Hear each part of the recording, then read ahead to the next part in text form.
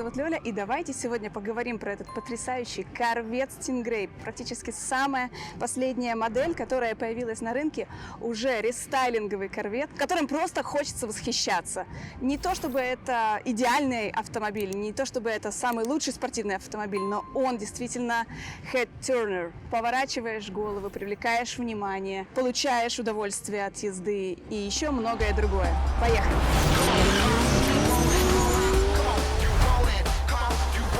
Фары и дизайн у автомобиля действительно очень футуристический. Такие острые грани, такие красивые черты.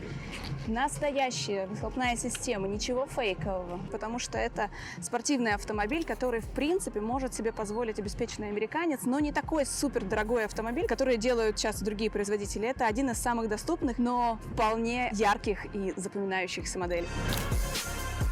Пока пыталась поставить камеру, штатив и организовать съемочный процесс, прибежали ребята, которые захотели сфотографироваться с машиной, потому что эта тачка действительно привлекает огромное количество людей. И ни одна другая, наверное, за эти деньги не привлечет столько внимания и не поворачивает столько голов, когда проезжает мимо. Особенно в таком красивом ярком цвете.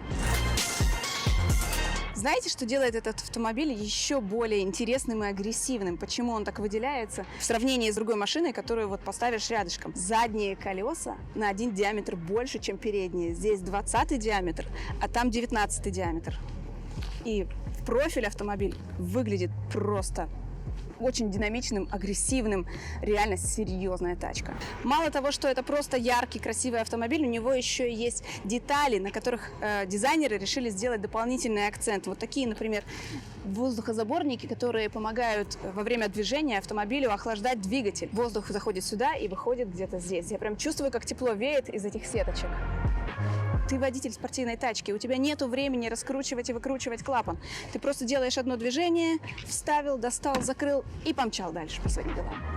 Надо отметить, что здесь действительно удивительный салон, не похож ни на что другое. И первый раз, когда садишься сюда, немножко даже в растерянности, потому что посмотрите только на это огромное количество кнопочек.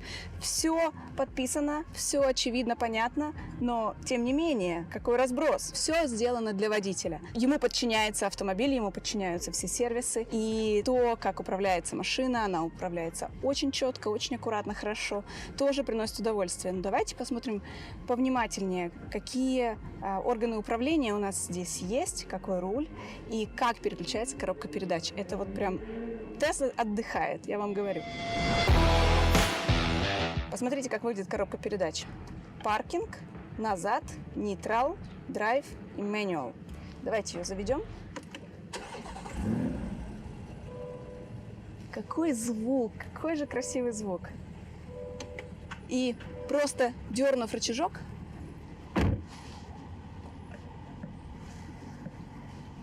я могу отъехать. Сейчас я сделаю кружок.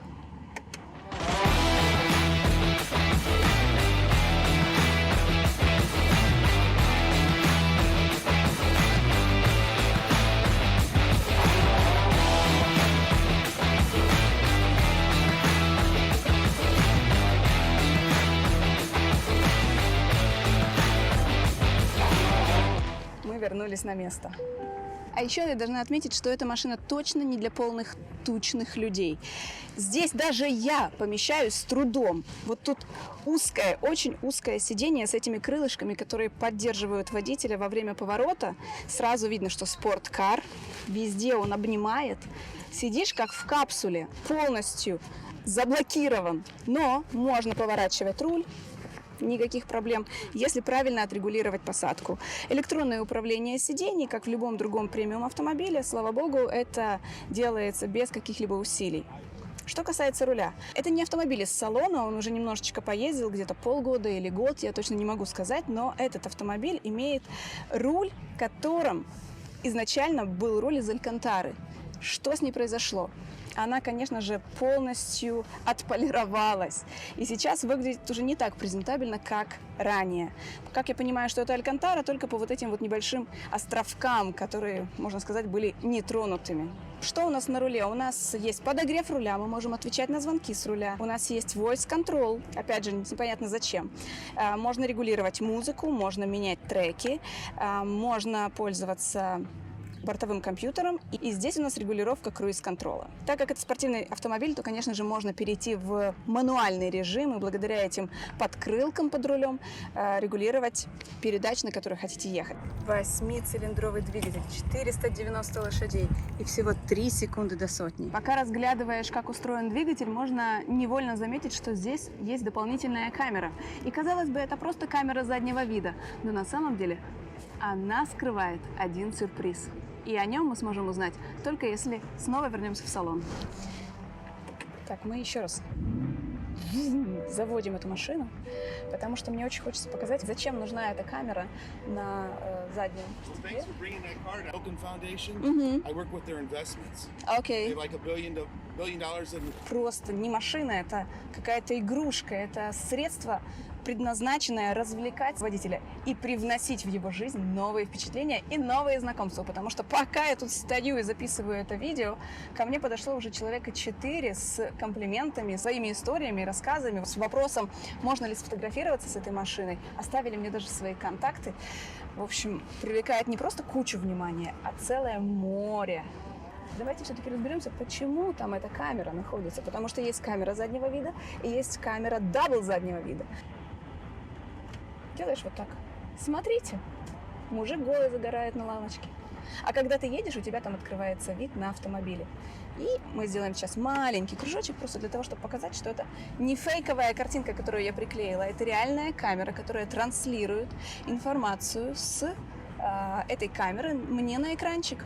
Как же это удобно. Зеркало, которое выводит всю информацию, которую можно видеть сзади. Здесь у нас возможность сложить 2 бутылочки водички. Сюда мы можем добавить зарядка Type-C, обычная зарядка USB, а также выход на... Возможно, можно вывести просто музыкальный плеер сюда. Здесь у нас мы можем включить камеру. Это можно уже выключить. Тут у нас есть еще 3-я камера. Посмотрите, тут есть камера фронт. И мы будем видеть, что находится у нас прямо перед нашим капотом, прямо перед нашим носом. Например, если мы проезжаем какую-то яму или лежачего полицейского. Так как машина очень низкая, можно переключать между камерами, можно смотреть расстояние, видите, боковые камеры под зеркалами. И он показывает траекторию, чтобы мы могли пройти все сложные участки очень нежно для этого автомобиля. Для того, чтобы выйти из машины, тут такая маленькая кнопочка есть. Двигатель V8 спрятан вот здесь, прямо за водителем и пассажиром. Его можно разглядывать из этого стекла. Он очень красивый, действительно, произведение инженерного искусства. И поэтому здесь багажник, где, правильно, как в Тесле прям, или как в Порше, спереди. Но для того, чтобы его открыть, нужно нажать рычажок. Сейчас я его найду. Вот он. И посмотрим, сколько же продуктов, вещей. Я шучу, вряд ли кто-то сюда на корвете будет прям сильно за покупками ездить. Но вот на съемку, как сегодня, вполне можно приехать и спрятать сюда штатив, рюкзак, всякие маленькие большие коробочки. Никаких проблем, даже можете взять сюда чемодан среднего размера, по-моему, вполне поместится. А еще, если нечаянно туда упал ребенок по какой-то причине, потому что взрослый сюда, естественно, не поместится, для него есть кнопочка, благодаря которой он сможет открыть багажник изнутри и выбраться. Но они молодцы, они сделали не один багажник. Угадайте, где второй? Правильно угадали. Там, где ему и положено быть, потому что это же багажник, а вот то был кабажник. Посмотрим, что у нас. Это не мое было. Что у нас сзади? Воу, да и двигатель еще тут можно поразглядывать. Посмотрите, как тут красиво. Тут уже прям на самом деле много места. Сюда поместится 1, 2, 3, 4 пакета прям вот. Можно купить продуктов на неделю, по-моему, на 2. На 4 будет мало. Багажник здесь сделан, наверное, даже не столько для того, чтобы возить продукты, сколько возить крышу, потому что это не просто купе. Это купе превращается, брюки превращаются, помните? Купе, которое превращается в кабриолет. А вот смогу ли я его превратить самостоятельно своими женскими руками в кабриолет, этого я еще не знаю. Сейчас будем проверять. Надеюсь, я не зря ходила в спортзал. Для начала нам нужно снять вот эти вот рычажки, открутить в другую сторону. Потом здесь у нас есть еще одна кнопочка. И вот таким образом мы сняли этот замочек. А теперь я попробую выйти и все-таки ее снять. Возможно, мне нужна будет твоя помощь, потому что мне кажется, что она очень тяжелая. Ну, такая, да.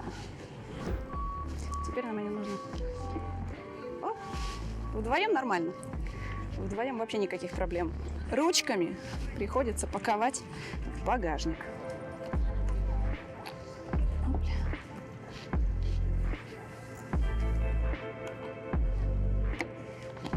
Да. Все, закрылось.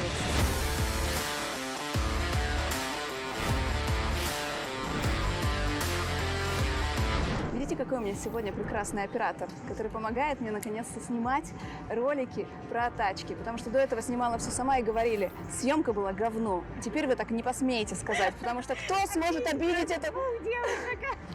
Кто посмеет обидеть эту девушку? Она прекрасный видеограф, и мне сегодня очень помогла, и я жутко благодарна. Спасибо, Алена. Я знаю, что для многих это может прозвучать очень дико и странно, но, как по мне, этот автомобиль вполне себе может быть обычным городским автомобилем. Потому что часто требования к спорткару, конечно же, совсем другие. И ему прощается то, что он не вместительный, у него крошечный багажник, то, что он очень жесткий, то, что он совершенно не приспособлен для городской езды. Вот про Корвет я такого сказать категорически не могу. Он абсолютно приспособлен для городской езды. В нем есть мало того, что камеры всех видов, которые можно представить и спереди, и сзади, и снизу, и сверху. Есть дополнительные датчики движения, если, например, сбоку выезжает какой-то велосипедист, чтобы его не сбить. У него есть даже вот эта спасательная кнопка, если кто-то упал в передний багажник и пытается из нее вылезти. А еще он мягкий. Я не могу сказать, что здесь жесткая подвеска. Нет, мне так комфортно, я еду в обычном режиме.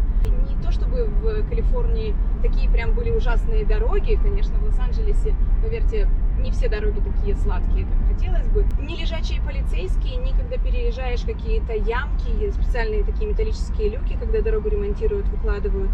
Нет, он не ощущается жестким. Сейчас, когда мне нужно было переехать ямку и выехать из двора, у него есть такая кнопка, которая поднимает немножечко капот автомобиля.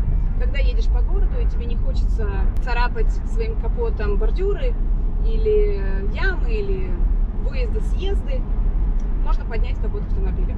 Или можно его опустить, когда собираешься ехать на трек. Потому что здесь есть несколько режимов езды. И, конечно же, есть режим, который позволит покататься по треку по-серьезному. Так как это все-таки спорткар, то здесь есть функции, которые заточены именно для тех, кто любит выезжать на трек. Например, здесь есть особая функция, которая называется PDR, как PDR, правила дорожного руху, если говорить по-украински. И можно записывать свои достижения на треке.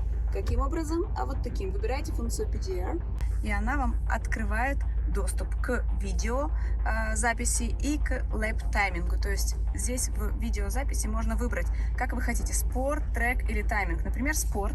Смотрим превью. Нам выводит вот такую картинку.